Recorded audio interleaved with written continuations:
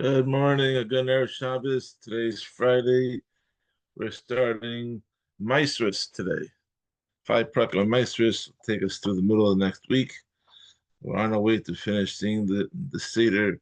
Rich Hashem, our Siyum coming up on Seder Zerayim is set for December 1st. That's our last Perek of Bikurim. We might do the Siyum the night before and record shiur on the 30th, 31st. Sorry, the 30th of November, maybe. Depends on the crowd. Um, well, we're moving along. Baruch Hashem. We started this back in Elul, and now we're nearing the end of the Seder in the beginning of December. Baruch Hashem. Today's shiur is sponsored the Onishmas Aaron Nachum and Simcha HaKohen, Yeshua Mordechai ben Shepsel, Baruch Asar B'Shmolev, and Binyan Moshe ben Yosef. May the neshamas all have an aliyah. Okay, Maasros. We spoke about Trumas. Trumas is the gift that goes to the Kohen. Maaser are Maasros is referring to three types of Maaser. Maaser Rishon, which goes to the Levi, and Maaser Ani, which goes to Levi all 6 years of the Shemitah cycle. Remember, there's 7 years of the cycle. During Shemitah, you don't give any Trumas and Maasros because all produce is hefker. But during years 1 through 6, you give truma, and you get to the kohen, and you give ma'aser to the Levi all 6 years, and then years 1, 2, 4, and 5, you have ma'aser. You have ma'aser sheni, where you bring the produce up to Shalim and eat it there. And during years 3 and 6, you have ma'aser ani, which goes to the poor man. So here we go. Talk about Maasros. Let's just jump right into this. Perek Aleph, Mishnah. Perek Aleph, Mishnah Aleph. Klal Amru b'Maasros. The Chachamim said a rule regarding Maasros. Let's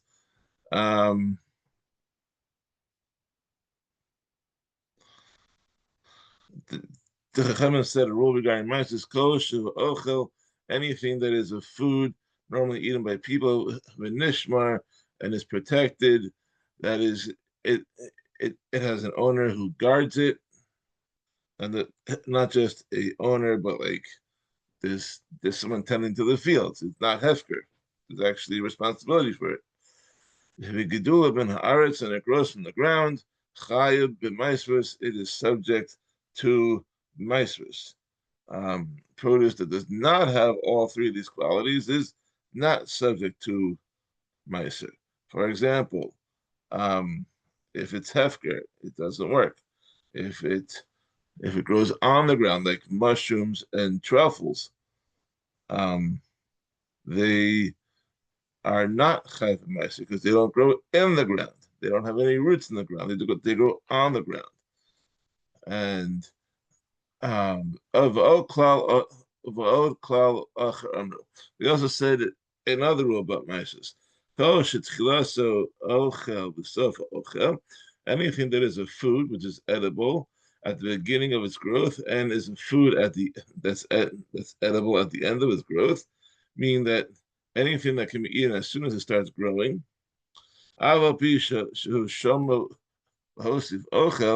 Even though a person doesn't usually eat it when it's so small, but keeps it in the ground to let it grow bigger and add more food, chayev katam v'gadol.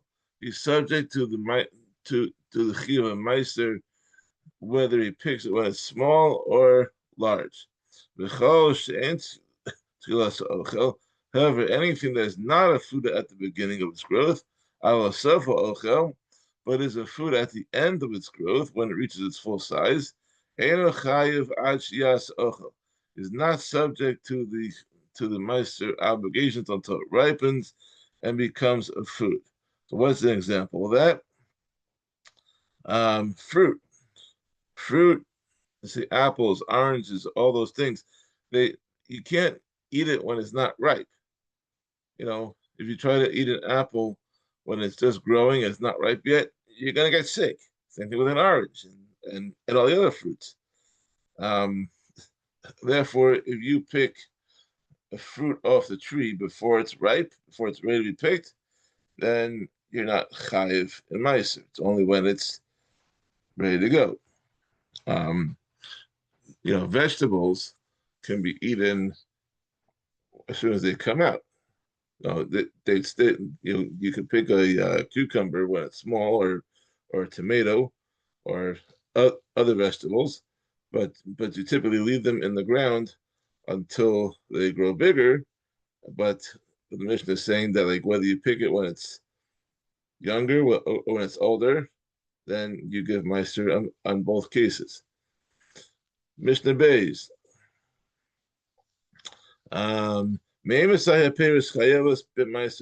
When does produce become subject to the laws of Maasros? So we're going to talk about different produce and different times.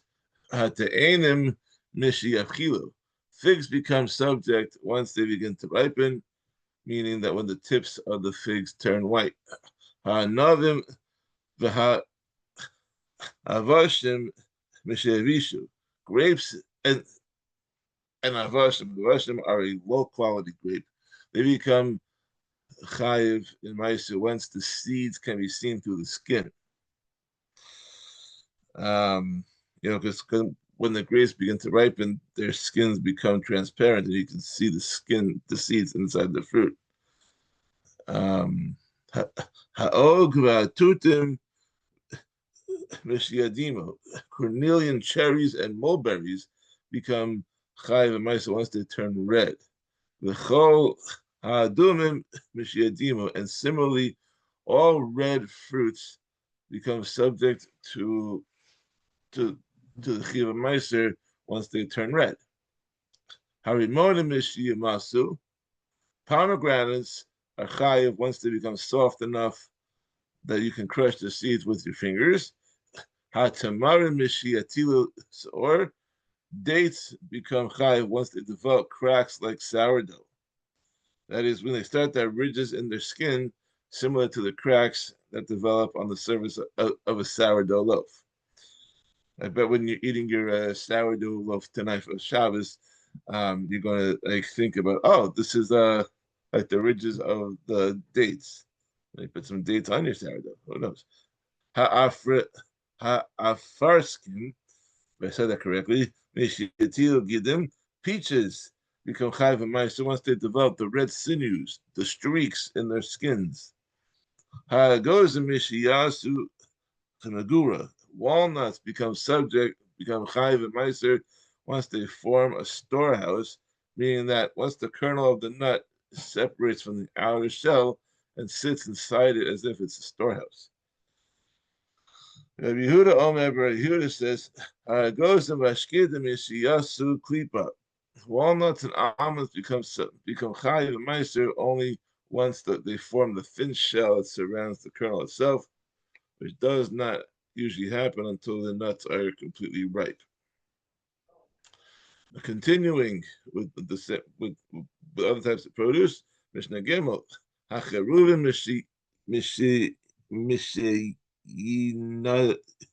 Yinakidu.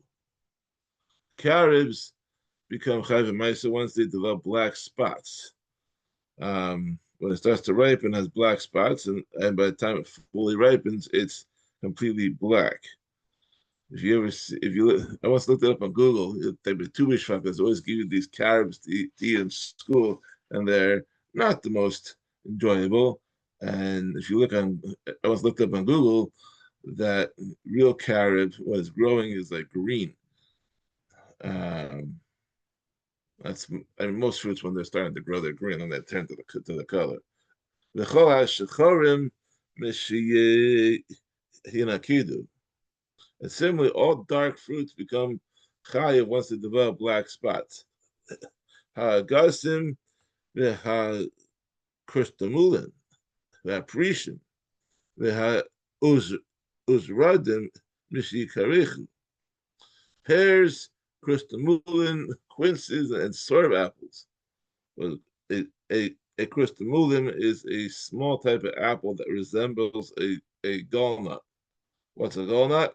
I have no idea. Look it up on Google. Pears, Christamulin, quinces, and sorb apples, they all become chayav and meiser once they develop bald spots, meaning that once the fuzzy surfaces that the surface that covers them when they're small starts to fall off, leaving some empty spots where there's no fuzzy covering.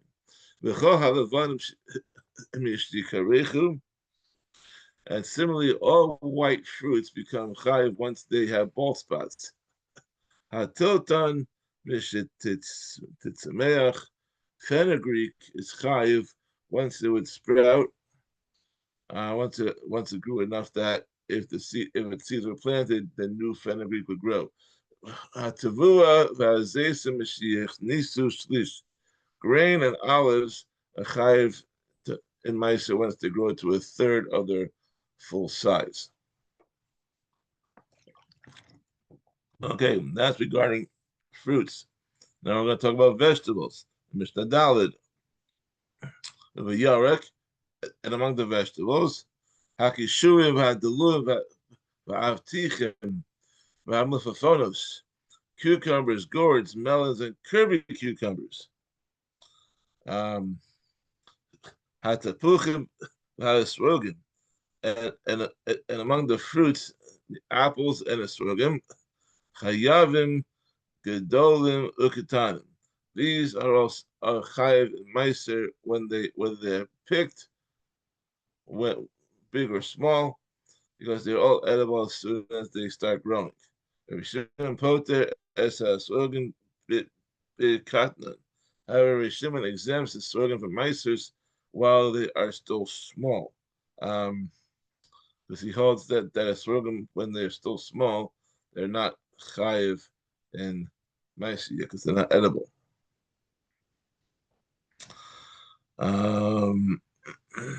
Okay.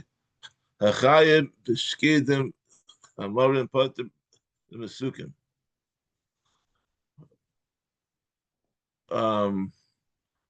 That which is subject to the chiyuv of meiser in the case of bitter almonds, meaning the small unripe ones, is not subject to them in the case of the sweet almonds, because the small bitter ones are edible, but the small sweet almonds are not. Achayim mesukim pater bimarim. What that which you're chayiv in meiser in the case of sweet almonds, mean the large ones, the large white ones is not chayiv to them in the case of the bitter ones, because larger ripe sweet almonds are edible, but the large bitter almonds are not. So you're chayiv when they're edible. If they're not edible, then you're not chayiv with them. Mishnah Hey. Ezehu granon the Mises. What is the goren? What's the finished condition for these kinds of produce in regard to Maasros? Meaning, when are they considered completely processed and therefore prohibited even for snacking before they had been meisered? Hakishuim, v'hadeluim, mishiyefasku. Cucumbers and gourds are finished once you remove the hairy covering that surrounds them. But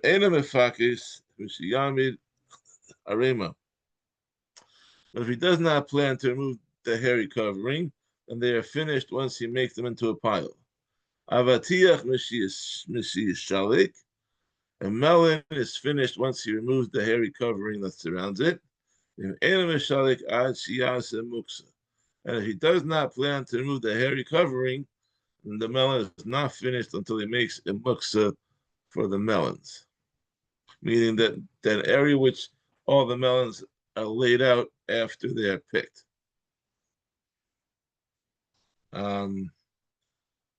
Melons are not usually put in piles because they're heavy and they would damage one another. Instead, they would laid out on the ground in an area known as a muksa until they're ready to be removed from the field. Interesting. Yarak Hanega mishiyagud. Vegetables that usually tied in bundles are finished once he ties them in bundles. If he does not plan to tie them in bundles, ad shemali es hakli. They are not finished until he fills the container in which he collects them. And if he does not plan to fill just that one container, but intends to fill several of them, they are not finished until he gathers all the vegetables he needs and puts them in containers. He may continue to snack from the vegetables in the first containers until the last one has been filled. If he puts the vegetables in a large basket instead of a small container, they are not finished until he covers them with leaves. And if he does not plan to cover them, they can be eaten as a snack only until he fills the container. And if he does not plan to fill just that one container, but several, they are not finished until he gathers all the vegetables he needs and puts them in containers. He may continue snacking from the first ones until the last one has been filled. Okay, in what case are these things said? When do we say that it is prohibited to snack on produce that has reached the stage of completion described above? When he is taking the produce from the field to sell in the market. However, if he is taking the produce to his house to use for himself, he may eat it from a snack. He may eat from it as a snack until he reaches his house. Mishnah Vav. We have a couple more for today. We have 3 more. Perek arema. Dried pomegranate seeds, raisins, and dried carrots are finished once he makes a pile of them after they have been left out in the sun and dried. Onions are finished once he peels off the rotten parts of the outer layers. And if he does not plan to peel them before he removes them from the field, they are finished once he makes a pile of them. Grain is finished once he heaps it into a pile and smooths it down. But if he does not plan to smooth down the pile, it can be eaten as a snack only until he heaps it into a pile. Hakidney is Mishiyichbor. Legumes and beans are finished once he sifts them to take out the earth that clings to them. And he's sifting through the beans. If he does not plan to sift them in the field, they can be eaten as a snack until he smooths down the pile. Even though he has smoothed down the pile and most of the grain in the pile must have its Maasros separated before it can be eaten, no telman hakatoim, he may still take from the ears that were not completely threshed, when that studim, and from the grain on the sides of the pile that was not smoothed down.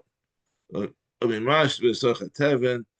the grain that is still mixed with straw, because it has not been properly winnowed, the ochel, and he may eat all those grains as a snack without separating Maasros. Since these grains have not reached the end of their processing, they may still be eaten as a snack.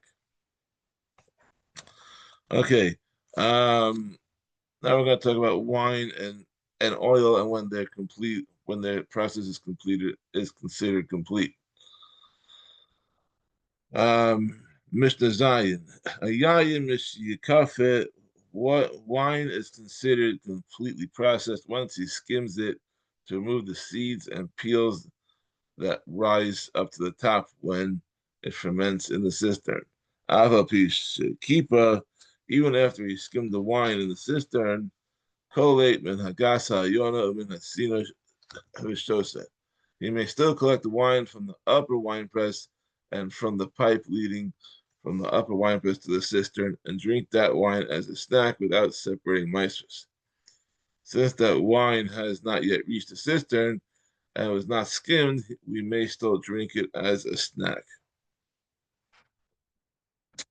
Hashemen Mishiyirid Luka.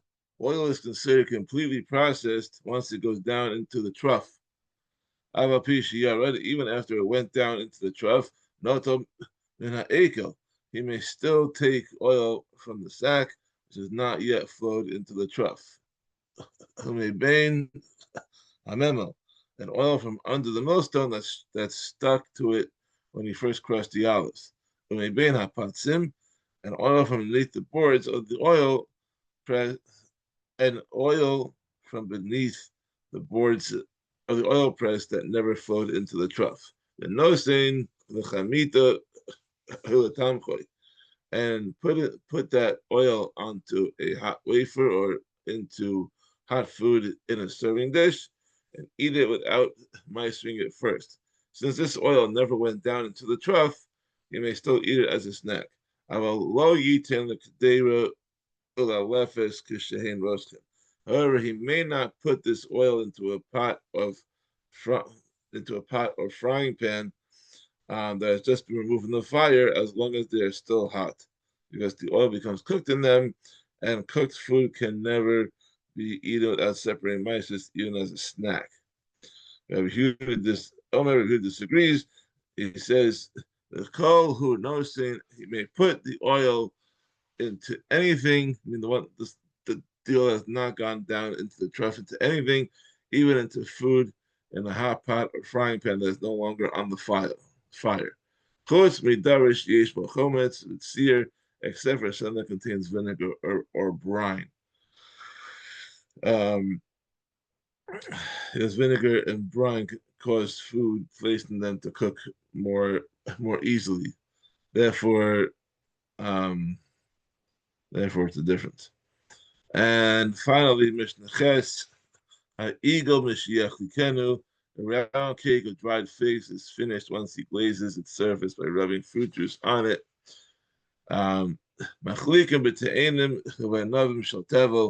We may glaze a fig cake by rubbing it with figs and grapes that are tevel, so that their juice is squeezed out onto the fig cake. Since the juice goes directly onto the fig cake and is either absorbed by it or runs off, it is not considered juice and is therefore not forbidden by tevel, as tevel. Rabbi Yehuda Oser, Rabbi Yehuda forbids it. He says that the juice is considered tevel and it may not be eaten without being meistered.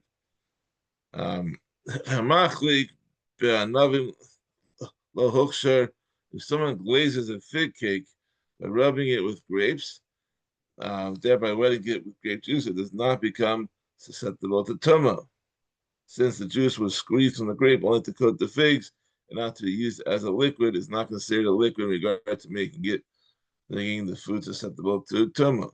Rabbi Yehuda disagrees, and he says hukshar, the fig cake does become susceptible to tumah because the grape juice is considered a liquid in regard to these laws. And hagrogaros mishiyadush, dried figs that are not made into a cake are considered finished once he squashes them into a barrel. Megura mishihagel, if he does not put them into a barrel but puts them into a storeroom instead, they are finished once he smooths out the pile.